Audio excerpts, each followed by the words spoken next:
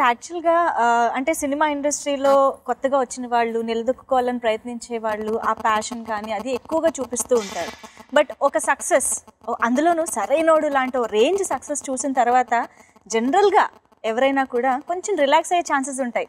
Okay, ఇప్పుడు మనకి ఒక ఇది వచ్చేసింది కాబట్టి పర్వాలేదు, మనం కొంచెం లైట్గా హ్యాపీగా కూల్గా చేసుకోవచ్చు అన్న ఫీలింగ్ కూడా కొంతమందికి రావచ్చు.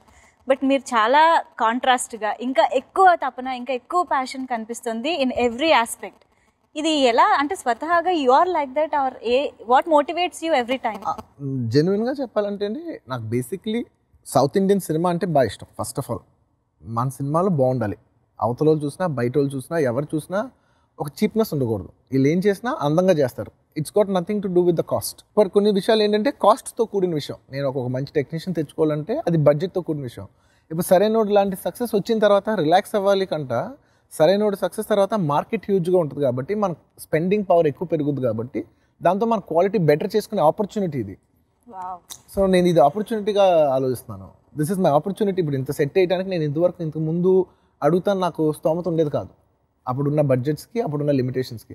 సో మన బడ్జెట్స్ పెరిగే కొద్దీ మనం ఇంకా బెటర్గా చేసుకుంటానికి అది మన opportunity. So I want to make our budgets better, hour films better, content better and use this as every success as an opportunity to present our self better. అంతే.